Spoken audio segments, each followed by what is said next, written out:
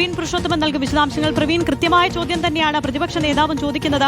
വീഴ്ച ഉണ്ടായി എന്നറിഞ്ഞിട്ട് പോലും ഒരു അന്വേഷണത്തിനോ ഏതൊക്കെ ഉദ്യോഗസ്ഥർ ഇതിൽ ഉൾപ്പെട്ടിട്ടുണ്ടോ എന്നുള്ളൊരു കാര്യം, ഇടനിലക്കാരുണ്ടോ എന്നുള്ള കാര്യം പോലും അന്വേഷണ പരിധിയിലേക്ക്, സർക്കാരിന്റെ അന്വേഷണ പരിധിയിലേക്ക് വന്നിട്ടില്ല എന്നുള്ള കാര്യം കൂടിയാണ് പ്രതിപക്ഷ നേതാവ് ചോദിക്കുന്നത്.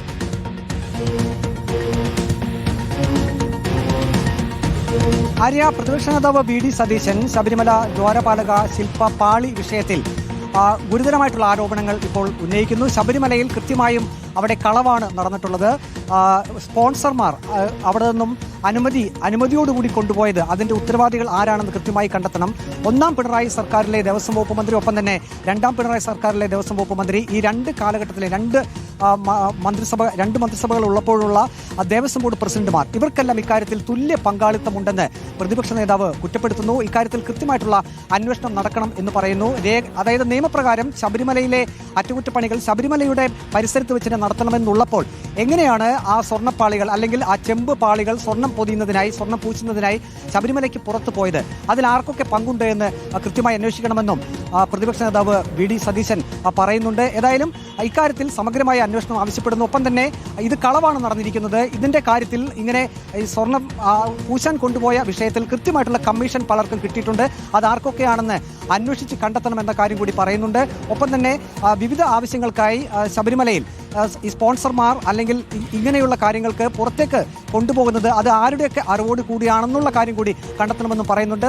1999 വിജയ് മല്യ സ്പോൺസർ ചെയ്ത ആ ഒരു സ്വർണം, അത് കൃത്യമായിട്ടും സ്വർണ്ണമാണെന്ന് മറ്റുള്ളവർ പറയുമ്പോൾ, അല്ലെങ്കിൽ അത് കേട്ടറിവുള്ളപ്പോൾ, ഇത്തരത്തിൽ 2019 കൊണ്ടുപോയ ആ പാളികൾ അത് സ്വർണ്ണമല്ല എന്ന് എങ്ങനെ പറയാൻ കഴിയുമെന്ന ഒരു ചോദ്യം കൂടി ഇപ്പോൾ പ്രതിപക്ഷ തന്നെ സംബന്ധിച്ചിട്ടുള്ള കാര്യമാണ്. ഈ സ്വർണ്ണപ്പാളി ഈ സ്പോൺസർക്ക് നൽകിയതിൽ തന്നെ ഗുരുതരമായ വീഴ്ച ഉദ്യോഗസ്ഥർക്ക് സംഭവിച്ചിട്ടുണ്ട് എന്നുള്ള കാര്യം. അത് തന്നെയാണ് പ്രതിപക്ഷ നേതാവും അത് രൂക്ഷമായ ഭാഷയിൽ തന്നെ ചോദിക്കുന്നത്. ഇത് പിന്നിൽ എന്തെങ്കിലും ബിനാമിയുണ്ടോ, മറ്റ് ഇടനിലക്കാരുണ്ടോ? അന്ന് അത്തരത്തിലൊരു അന്വേഷണം ഒന്നും സർക്കാരിന്റെ ഭാഗത്ത് ഇതുവരെയും നടന്നിട്ടില്ല. വർഷം ഇത്ര കഴിഞ്ഞു, സ്വർണം ഇത്രത്തോളം നഷ്ടമായി എന്ന് അവർക്ക് തന്നെ ബോധ്യപ്പെട്ട ഒരു സാഹചര്യം കൂടി വന്നൊരു സമയമുണ്ടായിരുന്നു. അപ്പോൾ പോലും ഒരു അന്വേഷണം നടത്തിയിട്ടില്ല. രജിസ്റ്ററിൽ ഉൾപ്പെടെ വീഴ്ച വരുത്തി എന്ന് തന്നെയല്ലേ നമുക്ക് മനസ്സിലാക്കാൻ കഴിയുന്നത്? അതേ ആര്യ, മാനുവൽ പ്രകാരം ശബരിമലയിൽ ഇത്തരത്തിലുള്ള അറ്റകുറ്റപ്പണികൾ നടത്തണമെന്ന് അത് തന്ത്രിയോ അല്ലെങ്കിൽ ദേവസ്വം ബോർഡ് ഉദ്യോഗസ്ഥരോ ഒക്കെ, ദേവസ്വം ബോർഡ് പ്രസിഡന്റ് ഉൾപ്പെടെയൊക്കെ അങ്ങനെ ഒരു തീരുമാനത്തിലേക്ക് പോവുകയാണെങ്കിൽ അത് ശബരിമല സന്നിധാനത്ത് ആ പരിസരത്ത് വെച്ച് തന്നെ ഇത്തരം അറ്റകുറ്റപ്പണികൾ നടത്തണം എന്നാണ് നിയമം. പക്ഷേ ആ നിയമം ലംഘിച്ചുകൊണ്ട് 2019 ഏറ്റവും ഒടുവിൽ ഇപ്പോഴും ഈ ദ്വാരപാലക ശില്പങ്ങളുടെ പാളികൾ അത് ചെമ്പ് പൂശിയതാണെന്ന് 2019 Devaswom board president A Padmakumar പറയുന്നു.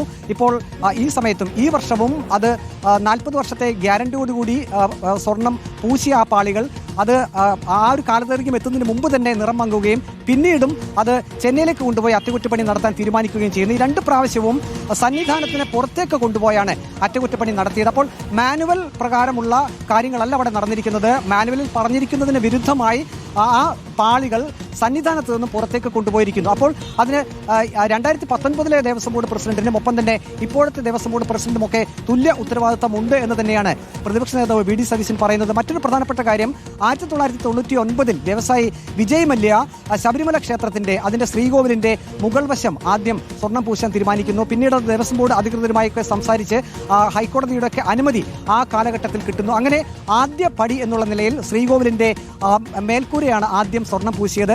പിന്നീട് ഈ ദ്വാരപാലക ശില്പങ്ങൾ നിറം മങ്ങി അവിടെ നിൽക്കുന്നു. അക്കാര്യം ശില്പികളൊക്കെ ശ്രദ്ധയിൽപ്പെടുത്തിയപ്പോൾ വിജയ് മല്യ രണ്ടാമത് തീരുമാനമെടുക്കുകയായിരുന്നു. ഈ ദ്വാരപാലക ശില്പങ്ങൾ കൂടി സ്വർണം പൊതിഞ്ഞ് നൽകാമെന്ന്. അങ്ങനെ പിന്നീട് ദേവസ്വം ബോർഡിനെ രണ്ടാമത് ഇക്കാര്യത്തിൽ സമീപിക്കുകയും അങ്ങനെ കൂടിയാലോചനകൾക്ക് ശേഷം ഹൈക്കോടതിയുടെ അനുമതിയോടുകൂടി വലിയ രാഷ്ട്രീയ ആയുധമാക്കി തന്നെ മാറ്റുകയാണ്. വി ഡി സതീശന്റെ പ്രതികരണം കൂടിയാണ് നമ്മൾ കണ്ടത്. പ്രവീൺ പുരുഷോത്തമനാണ് വിശദാംശങ്ങൾ നൽകിയത്.